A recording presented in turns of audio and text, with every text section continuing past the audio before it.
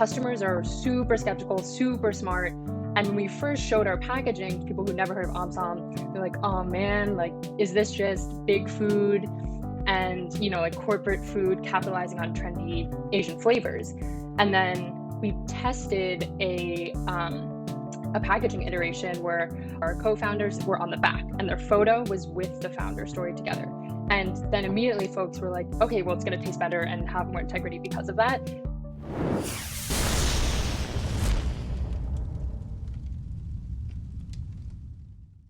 Hello and welcome to the DTC Podcast. I'm Eric Dick. Today we're diving deep into CPG brand Omsom's growth journey with Marketing Director Emily Chan. Omsom is on a mission to provide bright, authentic, and downright rowdy Asian flavors to grocery stores and kitchens across America. Emily has been working on multiple fronts to help Omsom grow steadily, mostly through organic means.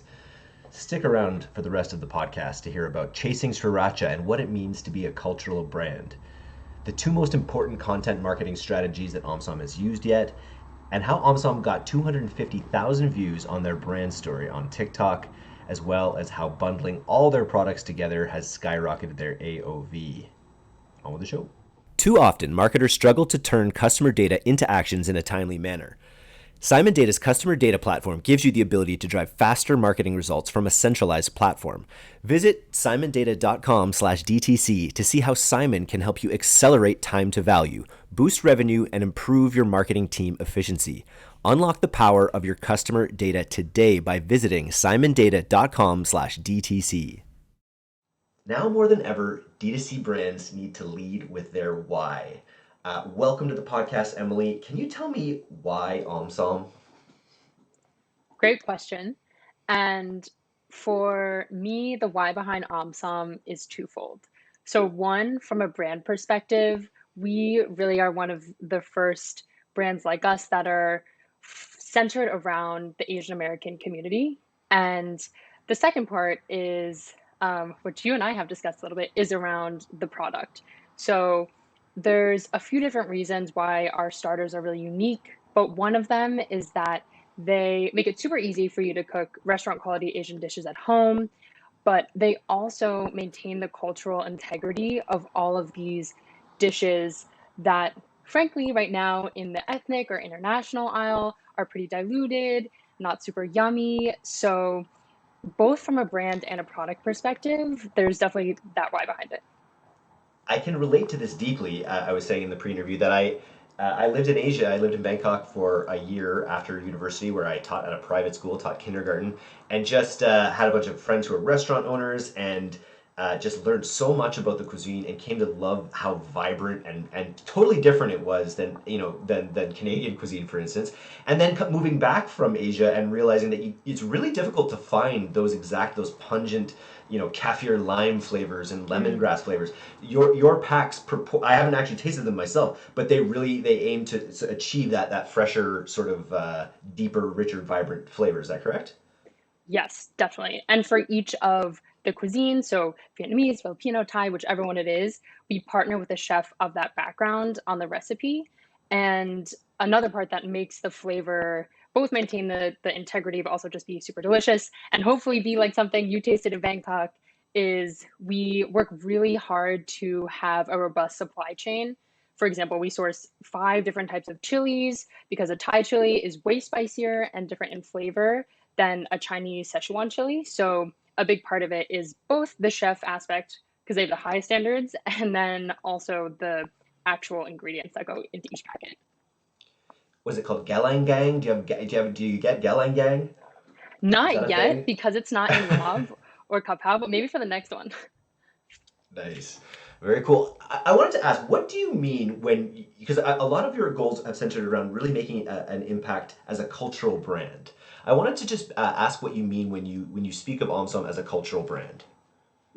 Yes. So this was something before we were even alive and in the market, and a brand that myself, Kim, and Vanessa, our co-founders, really talked about, that from a marketing standpoint, from a storytelling standpoint, that we would be cultural first, product second. So, if you go look at our social, there's products sprinkled in there because we got to do that. We still are making a product at the end of the day, but a big part is that these we really view it as reclaiming these flavors and these stories that in the past a lot of these products and the brands behind them haven't had the storytelling that goes with these deeply significant dishes.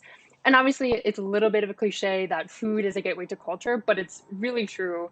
And I think we aim to provide a platform for Asian folks and non Asian folks alike to either feel seen, learn something, laugh at something, and create community. And then, along with that, be able to cook yummy dishes at home.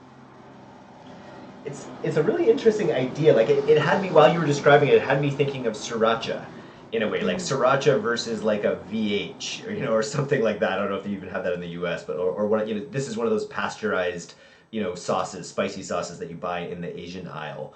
And but sriracha has really maintained its sort of integrity, I feel like, as a cultural brand. Would you agree with that?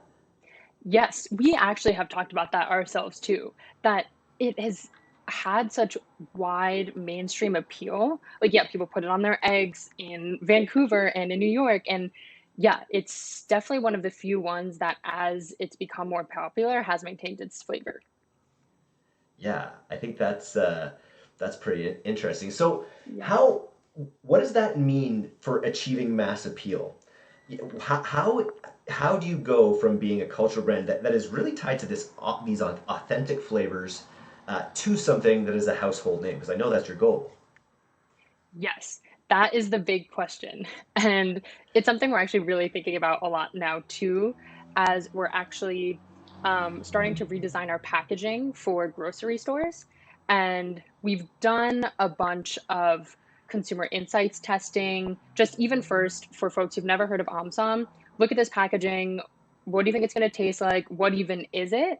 And a big part of our journey to hope, becoming as popular as Sriracha one day, and still having that flavor culinary deliciousness is um, not changing our supply chain as we scale. So right now we're bringing in a lot of things that other CPG companies aren't doing and maintaining that the highest of bars for sourcing. I think it'll be a lot tougher as we scale, but continuing to do that will be key. But then the other thing, which we actually found in the focus groups also, which was quite interesting, that, I mean, as we know, you talk to so many folks too who are in the CPG D2C space, and customers are super skeptical, super smart. And when we first showed our packaging to people who never heard of Omsom, they're like, oh man, like, is this just big food and, like corporate food capitalizing on trendy Asian flavors? And then Hmm. we tested a packaging iteration where Kim and Vanessa, who are co-founders, sisters, daughters of Vietnamese refugees, were on the back, and their photo was with the founder story together. And then immediately folks were like, "Oh, wait, it's actually founded by Asian folks." And Yep. kind of interesting. Some people immediately were like, "Okay, well, it's going to taste better and have more integrity because of that." So, um, kind of a rambly circular answer, but I think it's that No. sourcing and then keeping our founding roots at the forefront, even when it's like 5 seconds at the grocery store shelf. Yeah. Very, very cool. Like, I wanted to ask because you guys you focus mainly on retail and just sort of organic growth. Can you talk a little bit about how Amazon has grown over the last little while? Yeah. So we've been in market for about a year and a half, and we launched in May 2020. So right in the thick of quarantine, of the pandemic, lots of folks obviously stuck at home. And yeah, thus far in that year and a half, 90% of that growth has been organic, which we are very grateful for. And also at the forefront, because we had this community driven approach in the beginning, we knew that we didn't want to, at the forefront, funnel a lot of capital into paid social ads, which we're also grateful for in light of iOS 14, but that's a different thing. Um, and so part of it was first just the regular old guerrilla marketing. Let's collect as many emails as possible. Let's do a referral program and get the flywheel going before we launched. And that was massively successful, definitely more than we thought it was going to be. I think because of the uniqueness also, where folks are like, oh, wow, okay, this is an Asian food brand by Asian folks. Um, and from there, we had a great organic base to build off of. And two things or maybe three things I'd attribute to that organic growth. One is amazing PR coverage. We're really grateful for that. And I think a big part is because of our founding story, as we've talked about, and the uniqueness of the product during quarantine. So when tons of folks were stuck at home, totally coincidental. Obviously, we didn't mean to launch them, but it really made the difference for people who were getting bored of their cooking. And oh, yeah, do you want to jump in? No, no, I Oh, think that it makes perfect sense that people are looking for, again, these bright, vibrant flavors when, especially during these times. right, exactly. And because we built that organic base pre-launch, because we had cultural storytelling as the main focus of both our emails and of our organic social content, the shareability of once a week we did these things called vibe checks, and they're basically like pretty if you know memes or other cultural ephemera, but the shares and the directly attributable followers from those types of things really took off.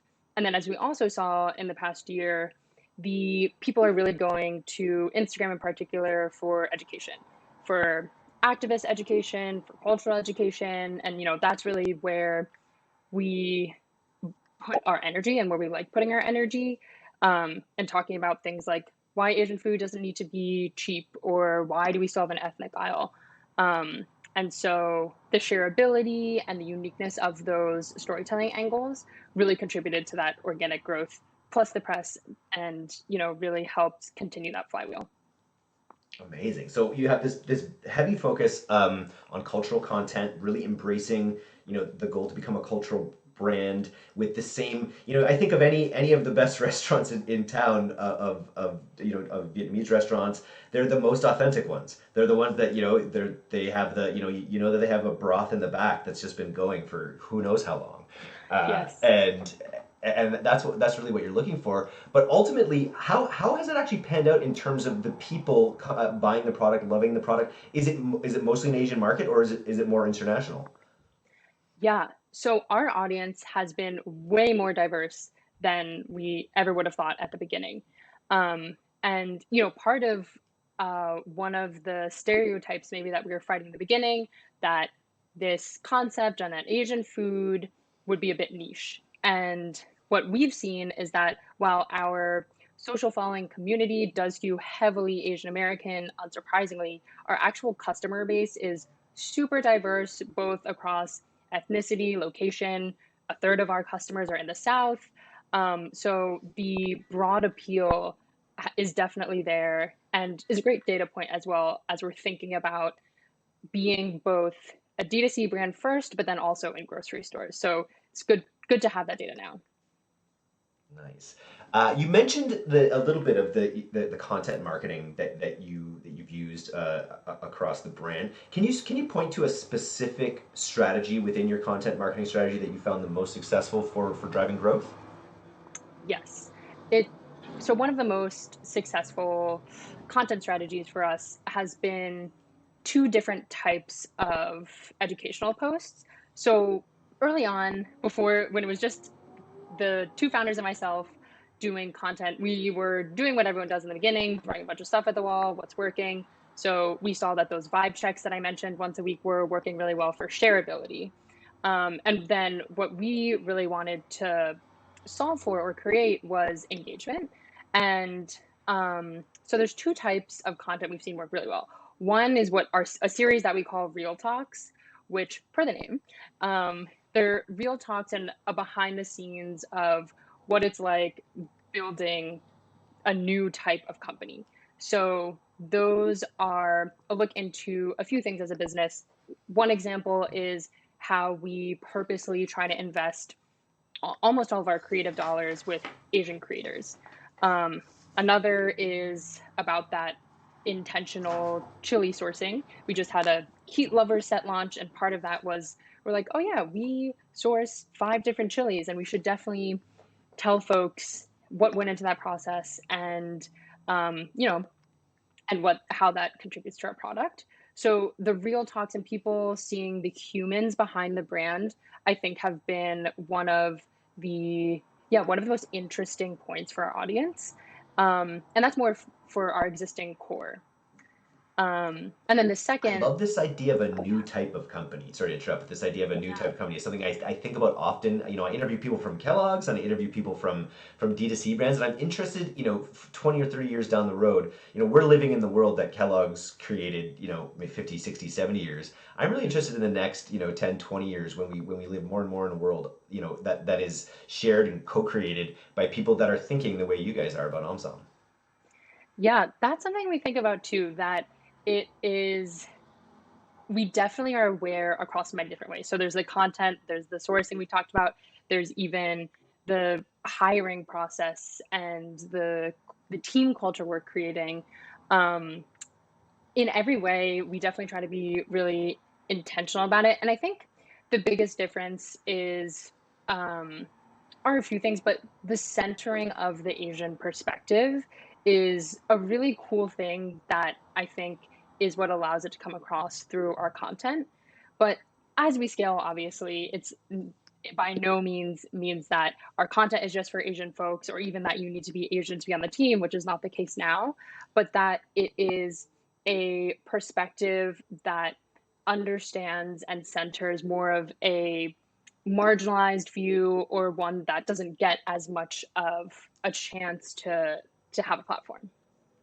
And it's also what I think the consumers want, which is a kind of heartening thing for, to know For that like sure. that authenticity is like we don't want to buy the bland ones in the aisle, right? Like we want ones with this story and with this authenticity. So it's a good example of just, following your truth and having it be attractive to everyone else, For sure. And I think that even connects back to the why the real talks work, because it's showing sort of like some, either the mess ups, the mistakes. Like I think this is everything that consumer brands have been talking about too, that because consumers are smarter, we're like bored of the manicured view, the whole Instagram versus reality. But I think genuinely, like even as a consumer, I'm tired of seeing the picture perfect image. So a grittier behind the scenes or more imperfect perspective is core to us. Even our name, which Omsom comes from the Vietnamese word Omsom, which means rowdy. Um, Okay. a lot of our visual identity comes from imperfection and rowdiness. So, like, there's elements overlapping each other, moving away from each other. And there's some dissonance even with the colors. But I think we really embrace the imperfections, the grittiness. I feel like a lot of brands say that, but we definitely do feel that to our core.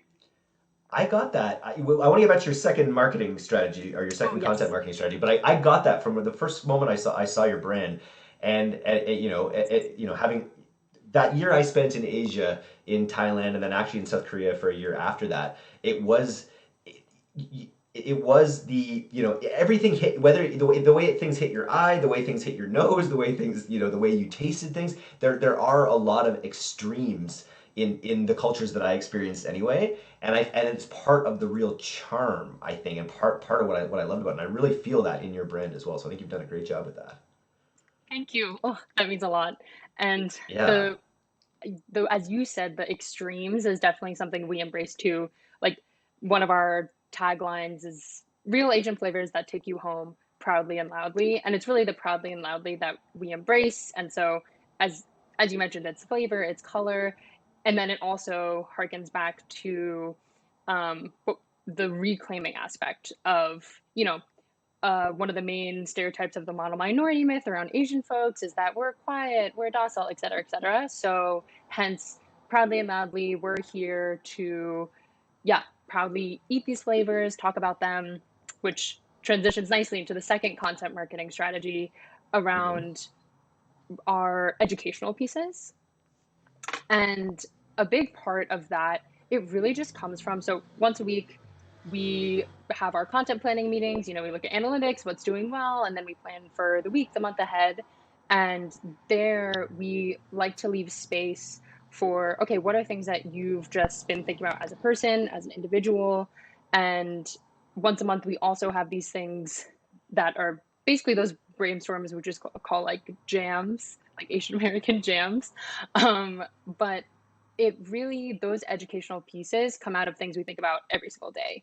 And so, hence, that's where we got posts around the xenophobic origins of MSG. And yeah, and the Asian food doesn't always need to be cheap. So, those educational posts are for again, for our Asian audiences who to feel seen. But I think the biggest thing too is that in all of our content, it's clear who it's by, but we also want to make sure we're never exclusionary. Like that's one of our brand pillars, that in all the work that we're doing, that, oh, okay, if you've never heard of Lab before, no problem. Here, we'd love to tell you about it. Lob. Oh, Eric's face. He loves Lab. We gotta I send you love. some to make I need tomato. a shirt that says "I love lob" Oh because my it god. is a absolute flavor sensation and a texture sensation with the crunchy Yes. rice bits and the fresh mint. Oh, Oh my god, you really I know. love Yes, we'll get you some. extra spicy lob. Your cupboards are overflowing with coffee, you ran out of toilet paper, your spouse is on you about 2 credit card charges this month. The truth is, subscriptions are great until they're not. Reordering can be easy. Just visit getrepeat.io to find out how. What about influencers? You've set this amazing base. You've got this great brand. You've got loyalty. You've got a following. How have influencers played into your growth? For sure. So thus far, we have really just relied mostly on unpaid gifting. And I'd say that was like our strategy for half of our first year. And we started off because we had this ambition of being a cultural brand, of targeting mostly Asian influencers who were in food or also had a bit of a lifestyle focus. And as we've seen our customer base expand, be much more diverse, we've also adjusted our influencer strategy. And I think part of that has also been being able to do some influencer outreach through partnerships like Disney, where it really broadens our awareness with a whole new audience, which we love with a good partnership. Um, You're partnered with Disney? yes, in March of this year, for the launch of Disney's Raya, which was the first Southeast Asian Disney princess, we My daughter did. loves it. Excellent Oh movie. my gosh, yes, great Yeah. movie, Yeah. great cast, but it worked really well. We have a Southeast Asian line, so we did a limited edition Southeast Asian sampler with exclusive recipes, exclusive packaging, and yeah, and that was we were so lucky. That was an inbound partnership. Can't attribute any of that to our outreach, but yeah, I think that influencer outreach was really helpful too in expanding our reach a little bit. Wow. What a cool opportunity. For sure, yes. Yeah, and I Um, feel like there's more and more of that, right? Especially there's more influences from Asia coming over, especially in the world of film and entertainment, right. which is exciting. I know Marvel's going that way heavily as well, so Yes. it So could exciting be to see. interesting. Disney as well. There you go. Right, right. Yeah. Um, and I think the way our influencer strategy is shifting now into, our second year and the second half of the first year is now how do we sort of shift our influencer strategy just from a top of funnel strategy to one that can drive a little bit more revenue or even collect some emails. And so, like many great D2C brands do, we're really trying to build our ambassador program, which we call noisemakers, kind of maps everything we're talking about. Um, and with that, experimenting with some paid placements on their YouTube channel, stories, discount codes for attribution, which in year one, we really tried to not use discount codes. And I think that worked well for us for maintaining that brand equity in the first year. And now we're definitely more flexible as it relates to our performance and paid strategy, especially with that 90% organic growth. We have a nice base to test a little bit, and also now really amp up our affiliate program with content creators and not just that inbound earned media. Love it. And you've also experimented with TikTok, I know. And we talk about Yes. TikTok on every podcast right now. I think there's no better platform just for getting an asymmetrical number of views on your brand. Yes. I know. TikTok is ridiculous. It's with the algorithm. I mean, as a TikTok user, I download and delete it almost every 3 days. Like I'll re-download it to look at analytics for us, but it just sucks you in because they just know Oh, it's you so brutal. well. Um, but we got really lucky for our first TikTok. It was our founding story. So it was Kim and Vanessa talking about how they founded the brand with stitches of some childhood photos. And to your point, Eric, immediately we had like 242,000 views. We haven't replicated that immediately. So I think the interesting thing about TikTok is it's not, I'm sure everyone says this too, it's not as predictable, cut and dry as Instagram, where it's like, all right, Instagram is into reels right now. So we're doing more reels, this type of content gets shared. But Here are because my of that, followers. I built up, here's my audience because I built up this list of followers. The For You page is not like that. right, It's chaos.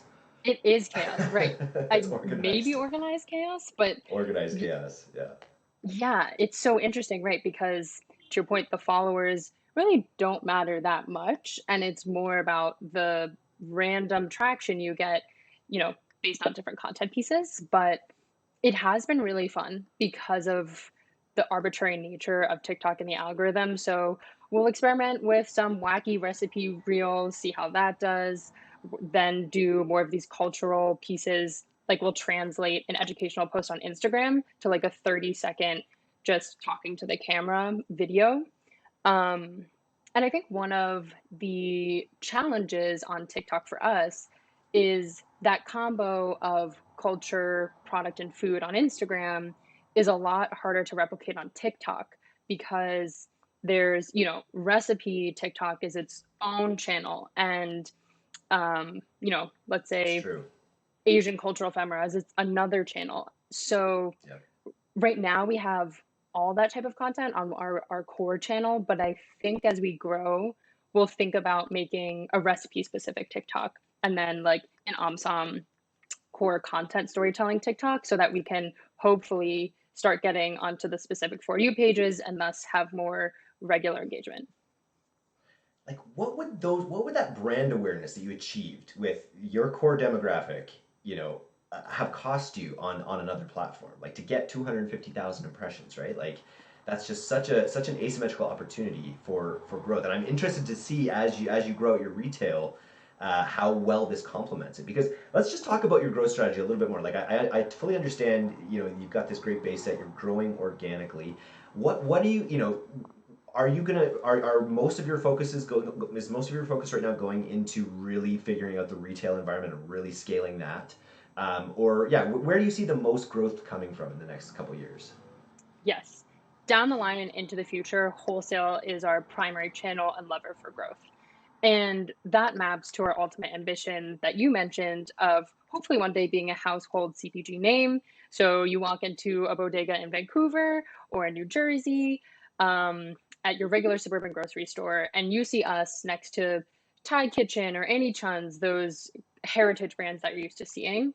And so because of that, our mix, into probably a year or two from now will shift towards wholesale in store. But I think because 90% of our growth on D2C has been organic, we have such an opportunity to scale on D2C too. So it's kind of saying both. So into the future, it's wholesale, but in the near term future, we just started testing Pinterest. We're going to test TikTok ads. There's a lot of opportunity on the ecom digital space too, that ultimately, as we know, will be a halo to that in-store growth. Yeah, and the retail as well, right? People are watching this everywhere. Are watch People are sucked into TikTok at all levels of society. So people that make retail Yep. choices are watching TikTok, right? Yes. And all these things. I'm interested. Have you? So you very little you put into advertising budget yet. Have you ran your ads internally? Are you running them yourself? No, we have a great media buyer. So we partner with Nice. her, and she's managing the day to day. And yeah, and so far it's been just me, but we are hiring for director of growth right now. So Oh, to cool. what I just spoke to, we definitely have so much opportunity to scale on the digital ecom side of things. So that's our nearest term growth ambition. What are some of the objections you face for people who don't buy the product? Mm, Good question. Thankfully, in CX so far, we have pretty kind customers, I must say. Um, so I'd say some of the objections are on the packaging form. And then the other Which is is a package, right? As yes, yeah. opposed to like So a jar. exactly. So our starters, our sauce starters, basically are the size of an M&M packet. So they have, and it's all the sauces, aromatic seasonings you need, right, to cook these dishes. But folks are much more used to either having a sriracha squeeze bottle, having a salad dressing, pour out, or a scoopable jar. And what's been interesting is because we're introducing a new type of product in a new type of packaging silhouette and packaging format. That has been one of the confusions also. Um, and so one of the reasons also we use that M&M packet that's made of film is so that our starters can be shelf stable. So they're 12 months shelf stable, which obviously helps a ton on the inventory demand planning side of things.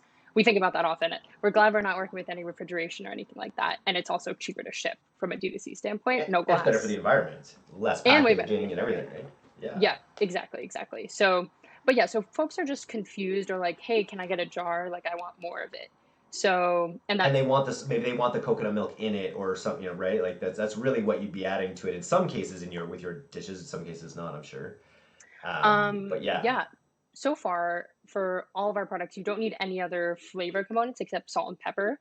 cool. But you do need your fresh ingredients, which was interesting before we launched. A lot of our positioning and some more of our CX FAQs we thought would be around people thinking that we're a meal kit, so like a Blue Apron, Hello Fresh, and we're happy that hasn't been the case. So that was one of our biggest concerns. And for some reason, we didn't as much think about, oh, right, people would be wanting a jar or a more familiar format. Interesting. Okay, so that's Yeah. one of the objections. Are there any others?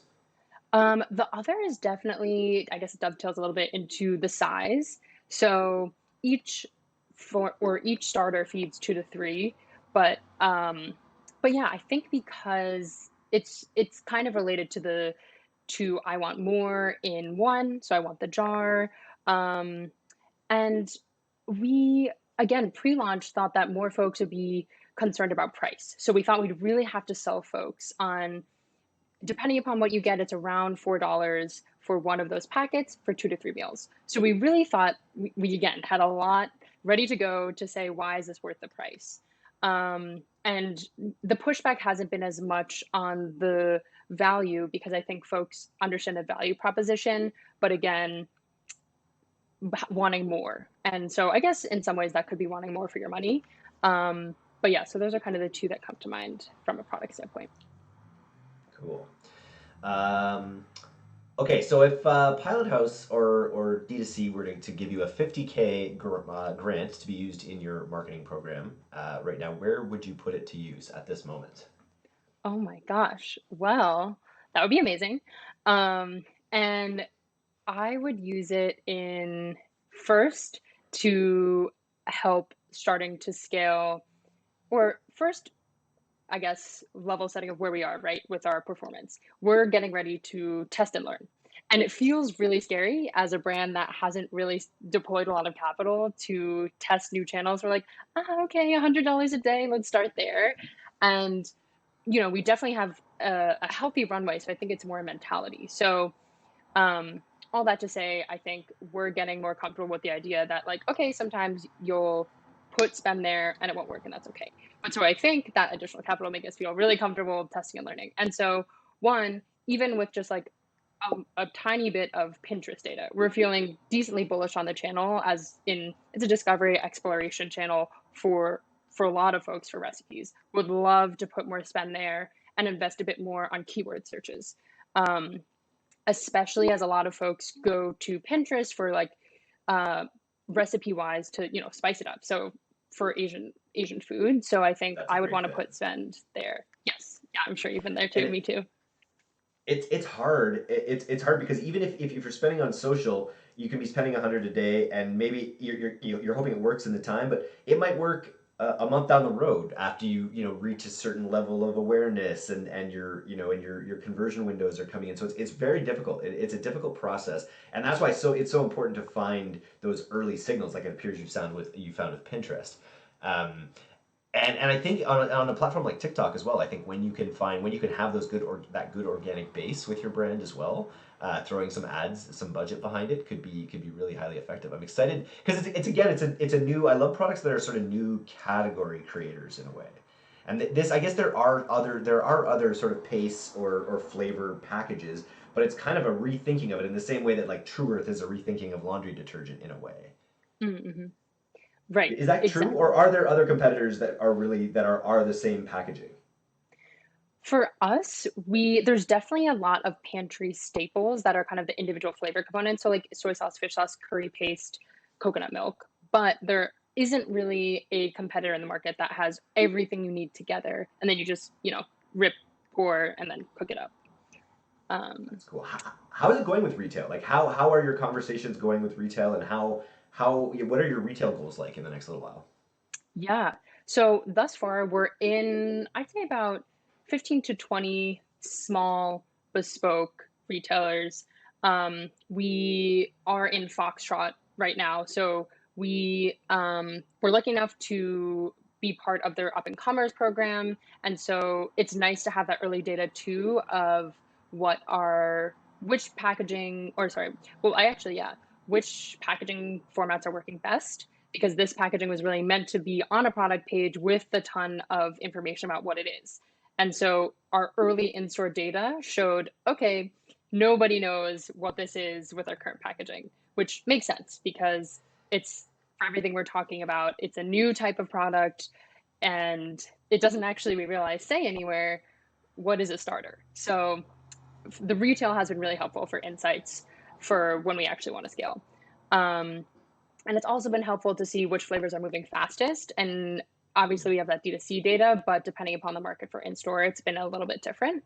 And yeah, so far there's definitely good appetite, I think, in more diverse places across the country, as we're seeing from our retail efforts. And as it relates to broader bigger retailers, this fall will be in a limited time holiday pop-up in Nordstrom. So that'll be one of our first big tests of like a really big heritage retailer. How does that go? Um, and and yeah, we just started talking to, kind of the Whole Foods buyers, the bigger grocery buyers. But until we have our packaging all set and stuff like that, that's when we're ready to actually start thinking about, okay, when are we going to go in store? How is that going to look? So in the mid stages of that journey. Love it. What are your most popular flavors? Yes, it's our Vietnamese lemongrass barbecue. So it's kind of like the vermicelli bowl that you're used to seeing in Yep. restaurants. Our Thai lob, so that one's for Eric, and our yuzu miso yaki, which is a miso glaze basically. And that one, I think all of those two are some of the quickest ones. Like you can make all of those in 15 minutes. So they're the most familiar flavors and they're super speedy. So I think that's a Love big it. reason why they're bestsellers. You've got bulgogi as well, and then you have multiple sets and samplers. So how does it go with AOV? Like, how are your average order values? Are you sort of pushing people, or not pushing? Are you offering upsells? Are you doing things sort of post purchase to increase your AOVs? For sure. One of the biggest challenges early on was at launch, we only had one product line and our highest price item was $29. So early on, we're like, all right, how are we going to get this AOV up? When we launched our second line in October of 2020, which was our East Asian line, we immediately introduced our bundle, which is both lines together for a slight discount. And that immediately bumped up our AOV overall, and that stayed pretty steady. And then with each launch, we bundle all the product together. We have a try 'em all set that to the name, you get to try them all, and that's our highest price point item. Um, but as far as upsells go, we have the standard in cart upsells. We just got on co-op for post-purchase upsells. which has really been working pretty well. And then our email flows as well try to bump people up with those best-selling flavors.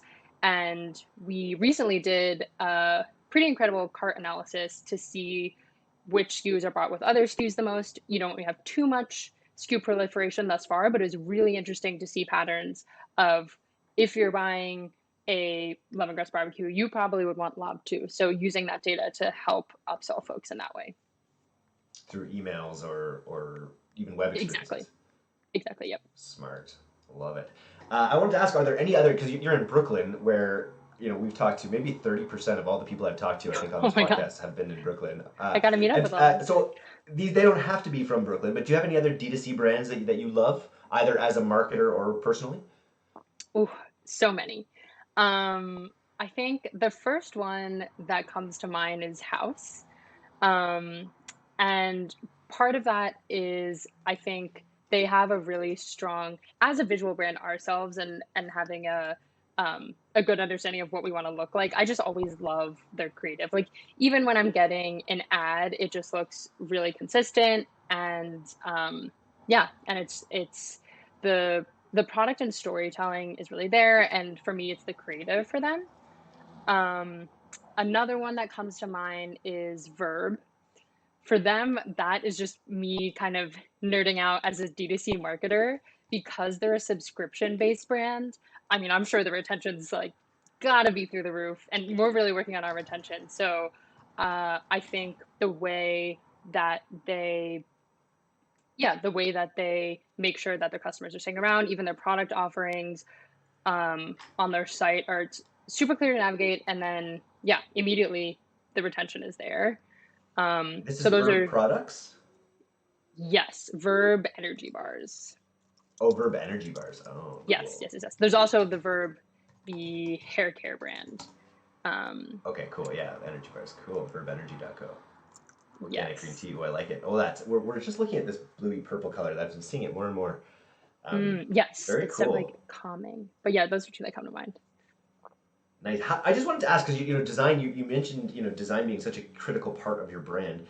Is that something you guys went with an agency for? Is that something you had a hand in? How did you actually handle the brand, or how are you handling this brand identity? Yes. So pre-launch, we've probably had a spreadsheet of like upwards of 50 plus design agencies. And we ultimately worked with an amazing small shop in South Carolina called Outline. And we, at the time, had a different brand name, called Oxtail, but it was spelled Tale, like a story.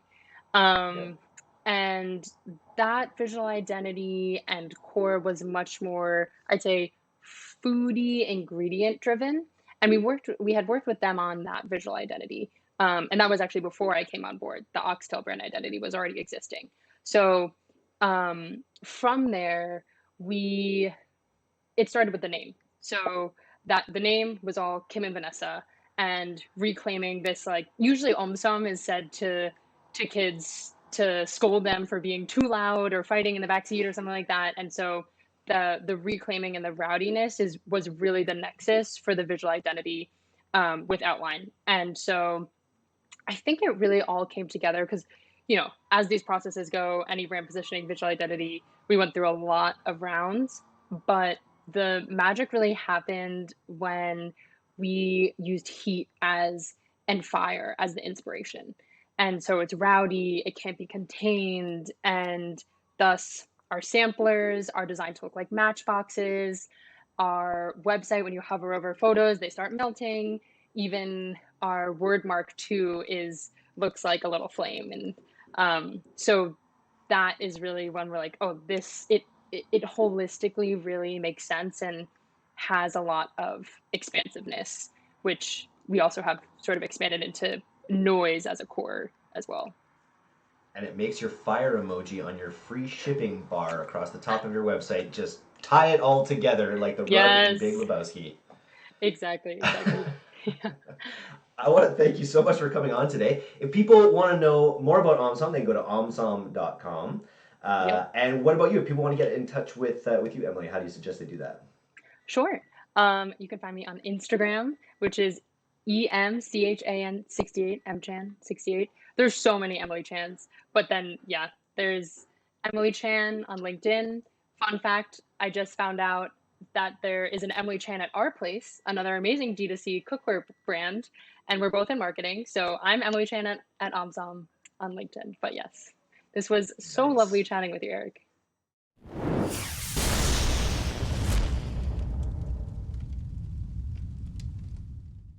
Thanks so much for listening to today's episode. If you're not a subscriber to our newsletter, you can do that right now at direct-to-consumer, all one word, .co.